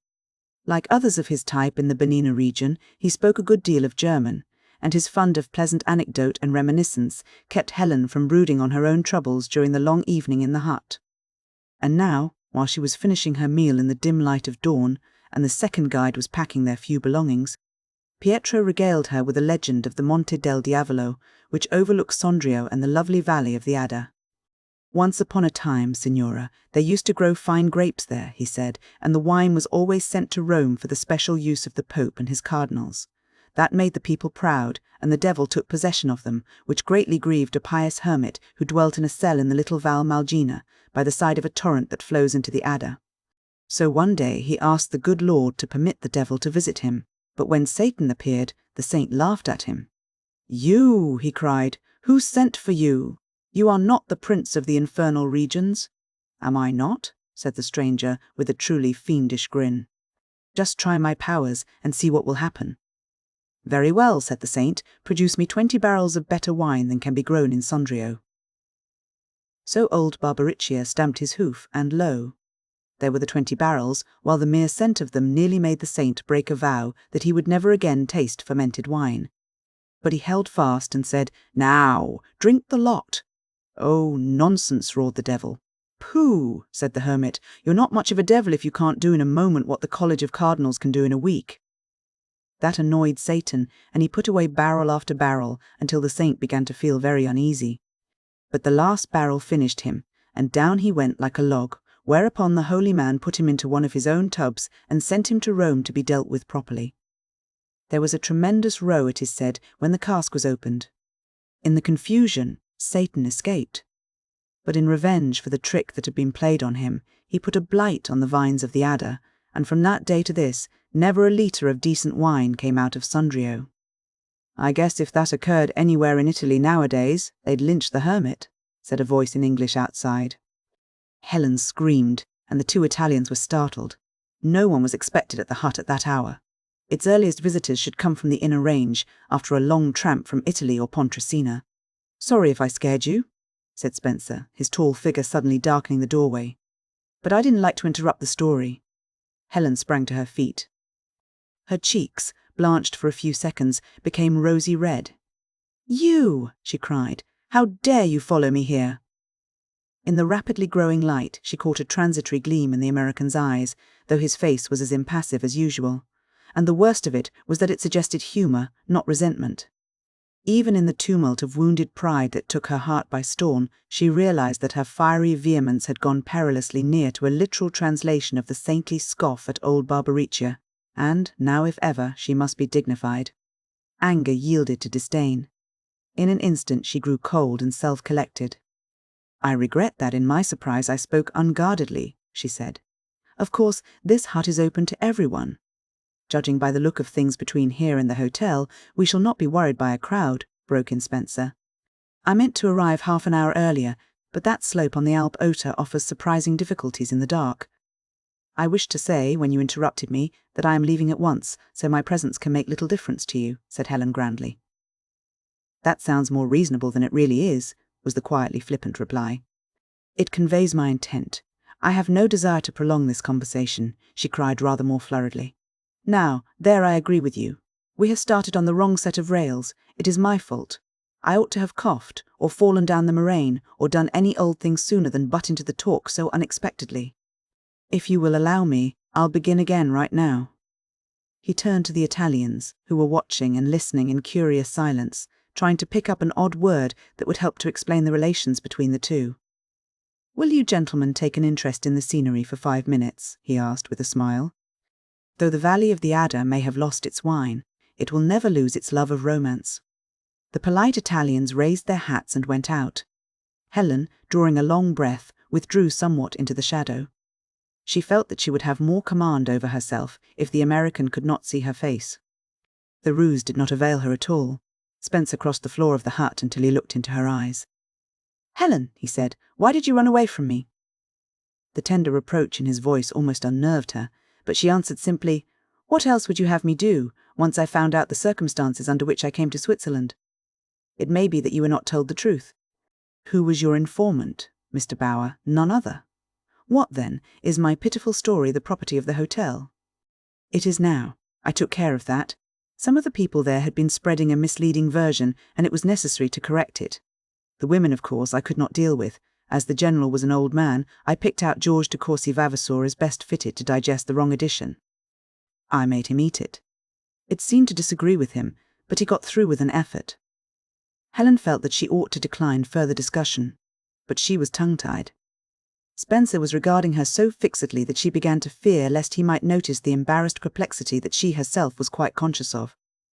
"Will you be good enough to explain exactly what you mean?" she said, forcing the question mechanically from her lips. "That is why I am here. I assure you that subterfuge can never again exist between you and me," said he earnestly. "You can accept my words literally." Acting for himself and others, Vavasour wrote on paper the lying insinuations made by Miss Jacks and ate them, both words and paper. He happened to use the thin, glazed, continental variety, so what it lost in bulk it gained in toughness. He didn't like it, and said so, but he had to do it. She was nervously aware of a wish to laugh, but unless she gave way to hysteria that was not to be thought of. Trying to retreat still farther into the friendly shade, she backed round the inner end of the table, but found the way blocked by a rough bench. Something must be said or done to extricate herself. The dread that her voice might break was becoming an obsession. "You speak of a false version, and that implies a true one," she managed to say constrainedly. "How far was Mr. Bower's statement false or true?" "I settled that point too. Mr. Bower told you the facts. The deduction he forced on you was a lie. To my harmless notion of gratifying a girl's longing for a holiday abroad, he added the motive that inspired his own journey. I overheard your conversation with Miss Jakes in the Embankment Hotel. I saw Bower introduced to you, I saw him looking for you in Victoria Station, and knew that he represented the meeting as accidental. I felt a certain responsibility on your account, so I followed by the next train. Bower played his cards so well that I found myself in a difficult position. I was busy guessing, but was unable to prove anything, while the one story I was sure of was not in the game. And then, you see, he wanted to make you his wife, which brought about the real complication. I haven't much use for him, but I must be fair, and Bower's only break was when he misrepresented my action in subsidizing the Firefly. I don't deny he was pretty mad at the idea of losing you, and jealousy will often drive a man to do a mean thing which might otherwise be repugnant to his better nature." "Jealousy!" shrilled Helen, her woman's wit at last finding a joint in his armour. Yet never did woman err more than she in thinking that her American suitor would flinch beneath the shaft. "That is the word," was the quiet reply. She flared into indignant scorn. "Pray, tell me why he or any other man should feel jealous of you where I am concerned," she said. "I am going to tell you right away, Helen. But that is the last chapter. There is quite a long record as to the way I hit on your track in St. Moritz and heard of you by telephone last night. Of course that part of the story will keep." "Is it necessary that I should hear any portion of it?" she interrupted, hoping to irritate him, and thus lessen the strain imposed by his studiously tranquil manner. "Well, it ought to interest you, but it has humorous points to which I can't do justice under present conditions." "You are right, Helen. You most always are. The real question at issue is my position in the deal, which becomes quite clear when I say that you are the only woman I have ever loved or ever shall love. More than that, you are the only woman to whom I have ever spoken a word of love.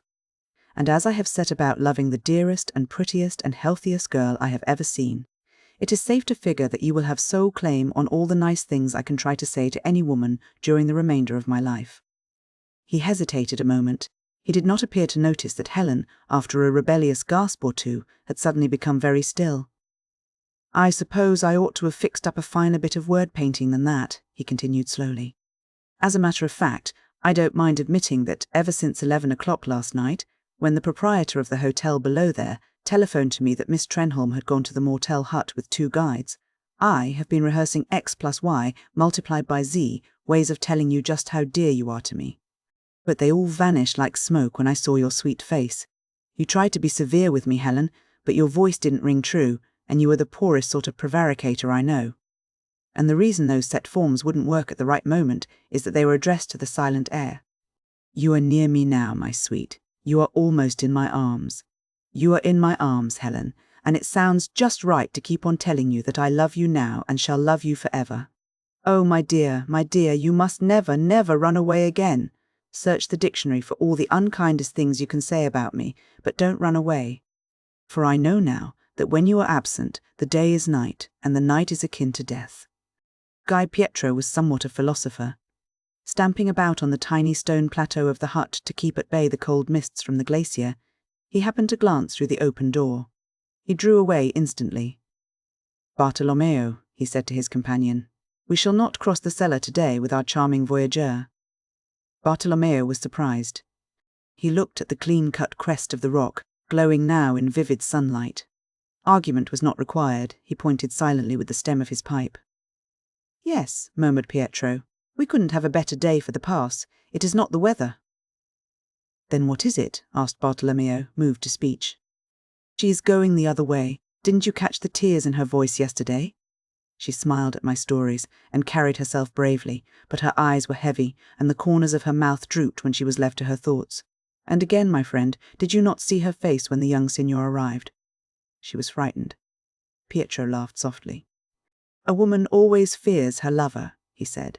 That is just the reason why you married Caterina. You liked her for her shyness. It made you feel yourself a man, a devil of a fellow. Don't you remember how timid she was, how she tried to avoid you, how she would dodge into anybody's chalet rather than meet you?